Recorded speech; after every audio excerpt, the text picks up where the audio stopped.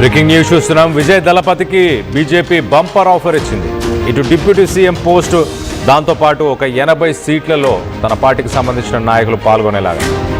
ఢిల్లీలోనే ఇటు బీజేపీ నేతలు సీక్రెట్ మంతనాలు జరుపుతున్నట్టు, అలాగే ఇటు విజయ్తో రాయబారం నడుపుతున్న బీజేపీకి సంబంధించిన సీనియర్లు, అలాగే పవన్ కళ్యాణ్. ఇటు తమిళనాడులో మొత్తంగా అసెంబ్లీ సీట్లు 234. మాస్ ఫ్యాన్ ఫాలోయింగ్ ఉన్న విజయ్ని కలుపుకుంటే ఇటు దక్షిణాదిలో ఇటు బీజేపీ పాగా వేయొచ్చన్నది బీజేపీ ప్లాన్.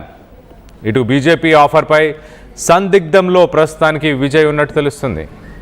ఇంకా ఎటు తేల్చని దళపతి, ప్రస్తుతానికి మౌనంగా ఉంటున్నాడు విజయ్. దీనికి సంబంధించి మరింత అప్డేట్ తీసుకునే ప్రయత్నం చేద్దాం.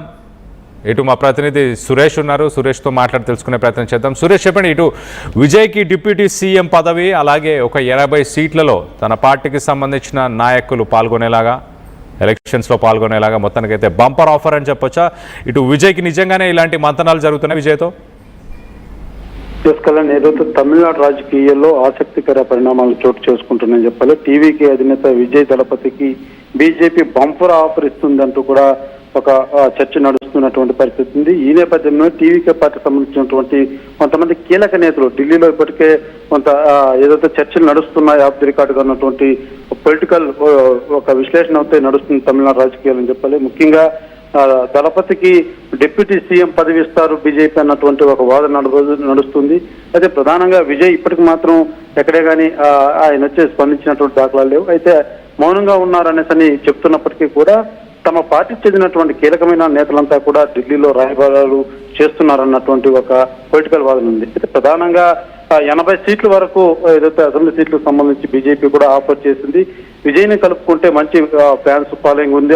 అయితే ఇటీవల కొంత రాజకీయాల్లో కూడా కొంత ప్రభావం బాగా కనబడుతుంది. ఆ సభలు కావచ్చు, ఆయనకు వచ్చేటువంటి ఆదరణ కావచ్చు, అతను కలుపుకుంటే బీజేపీ కూడా కొంతవరకు పూర్తి స్థాయిలో కూడా బలపడేందుకు ఆస్కారం ఉంటుందన్నటువంటి కోణంలో కూడా రాజకీయంగా ఒక పెద్ద చర్చ నడుస్తుంది. ఈ నేపథ్యంలోనే దళపతికి ఎన్ని సీట్లు కావాలంటే అన్ని సీట్లు కేటాయించేందుకు కూడా బీజేపీ సమకూతంగా ఉన్నట్టుగా కూడా తెలియజేస్తున్నారు. అయితే ఖచ్చితంగా విజయ్ని కలుపుకుంటే బీజేపీ బాగా వేయొచ్చు. ఖచ్చితంగా ఏదైతే తమిళనాడు రాజకీయాల్లో కీలకమైనటువంటి ఒక స్థానంలో బీజేపీ నిలపచ్చు అన్నటువంటి ప్రధానమైనటువంటి పొలిటికల్ స్ట్రాటజీతో బీజేపీ వెళ్తుందన్నటువంటి పొలిటికల్ ఒక వాదన కూడా నడుస్తుంది. అయితే ప్రధానంగా విజయ్కి మాత్రం ఖచ్చితంగా ఈ ఎన్నికల్లో ఎలాగైనా బీజేపీ పార్టీతో పొత్తు పెట్టుకునేలాగా ఎన్ని సీట్లు ఏదైతే ఆయన ఎన్ని సీట్లు అడిగినా కూడా ఇచ్చేందుకు సంసిద్ధంగా బీజేపీ ఉన్నట్టుగా కూడా తెలుస్తుంది.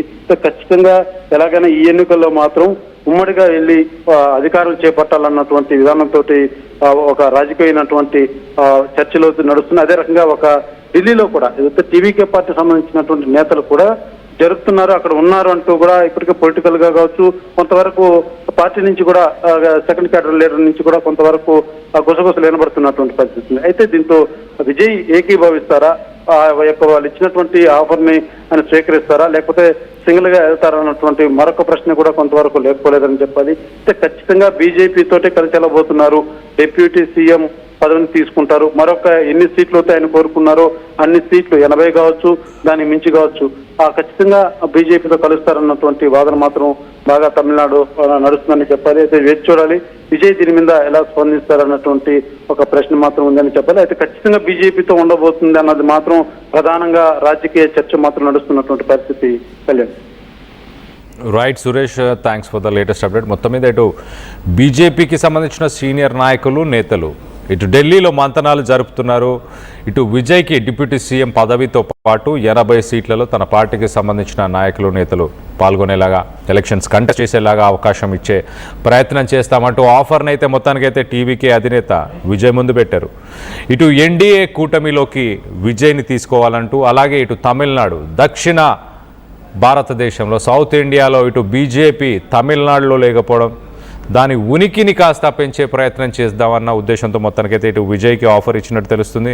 ఒకసారి మనం చూస్తే కనుక ఇటు బీజేపీ చాలా స్ట్రాటజిక్గా ఇటు విజయ్కి ఉన్న mass following, loyal fan base, వీటిని వాడుకొని ఇటు పార్టీకి సంబంధించిన స్ట్రాటజిస్ట్ తమిళనాడు స్టేట్లో ఒక హిస్టారికల్ గెలుపుని పొందాలి, ఒక హిస్టారికల్ విన్ అక్కడ బీజేపీకి కైవసం అవ్వాలి అంటూ, అలాగే 2 నుంచి 3% ఓట్ షేర్ కూడా స్వింగ్ అయ్యే అవకాశం ఉంటుంది విజయ్ పాపులారిటీ వల్ల, ఒక గేమ్ చేంజర్ అయ్యే అవకాశం ఉంటుంది అంటూ మొత్తానికైతే ఇటు విజయ్ని ఆశ్రయించారు.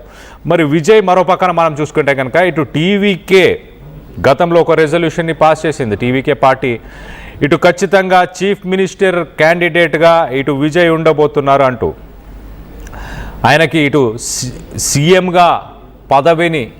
పదవినే తీసుకోవాలంటూ పార్టీకి సంబంధించిన సీనియర్ నాయకులు అలాగే పార్టీకి సంబంధించిన కార్యకర్తలు అనుకున్నట్టు తెలుస్తుంది.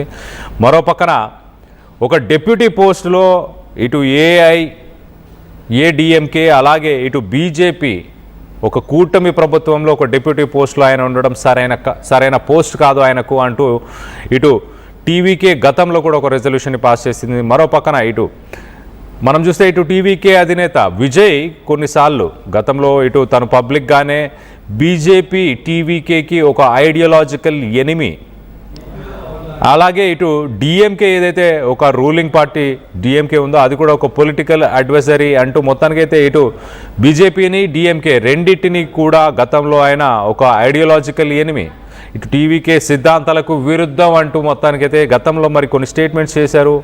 ఇప్పుడు బీజేపీతో కలిసి ముందుకెళ్లే ఆలోచన ఉందా లేదా అన్న దానిపై కొంత స్పష్టత అయితే రావాల్సి ఉంది. మరో పక్కన ఇటు చాలామంది ఇటు రాజకీయ వెల్ విషర్స్ ఎవరైతే విజయ్కున్న పార్టీకున్న వెల్ విషర్స్ ఉన్నారో, విజయ్ ఇన్నర్ సర్కిల్లో ఎవరైతే ఉన్నారో వాళ్ళందరూ కూడా ఇటు అలయన్స్కి ఎగనెస్ట్గా ఉన్నట్టు తెలుస్తుంది. కూటమి ప్రభుత్వంలో పాల్గొనొద్దు, ఇప్పుడే ఒక పొలిటికల్ కెరియర్ స్టార్ట్ చేస్తున్న సమయంలో ఒక నేషనల్ పార్టీతో కలిసి ముందుకెళ్లాల్సిన అవసరం లేదు అంటూ ఇండిపెండెంట్గానే ఇటు స్టేట్లో మీరు ప్రయత్నించండి అంటూ ఇటు విజయ్కి సంబంధించిన ఇన్నర్ సర్కిల్, విజయ్కి సంబంధించిన క్లోజ్డ్ అసోసియేట్ పీపుల్ వీళ్ళందరూ కూడా చెప్పుకొచ్చే ప్రయత్నం చేస్తున్నారు. సో మొత్తం మీద ఇటు బీజేపీ తమిళనాడులో తన ఉనికిని చాటుకోవడానికి, at the same time south ఇండియాలో తన ఉనికిని చాటుకోవడానికి తమిళనాడు రాజకీయాలని అలాగే విజయ్కున్న ఫ్యాన్ బేస్ని, ఆయనకున్న లాయల్ ఫ్యాన్స్ని వీటన్నిటిని వాడుకోవాలని ఇటు బీజేపీ ప్లాన్ చేస్తుంది. మరో పక్కన ఆయన పార్టీకి సంబంధించిన నాయకులు, ఆయన క్లోజ్ అసోసియేట్స్ వీరందరూ కూడా చీఫ్ మినిస్టర్ క్యాండిడేట్గానే ఇండివిజువల్గానే ఎలక్షన్స్లో పోరాడు, ఇప్పుడే పాలిటిక్స్లో ఎంటర్ అవుతున్న సమయంలో ఇటు ఒక నేషనల్ పార్టీతో కలిసి ముందుకెళ్లాల్సిన అవసరం లేదంటూ తన సన్నిహితులు వాళ్ళందరూ కూడా చెప్పుకొచ్చినట్టు తెలుస్తుంది. సో మొత్తం మీద కొంత ఉత్కంఠం అయితే నెలకొనింది. ప్రస్తుతానికి ఇటు విజయ్ కొంత మౌనం పాటిస్తున్నాడు, కొంత సందిగ్ధంగా అయితే ఉంది. ఏం డెసిషన్ తీసుకోబోతున్నాడు విజయ్ అన్న దానిపై ఇంకా క్లారిటీ అయితే రావట్లేదు. సో దీనికి సంబంధించి మీరేమనుకుంటున్నారు? ఇటు బీజేపీ ఇచ్చిన ఈ ఆఫర్ని విజయ్ యాక్సెప్ట్ చేయాలా?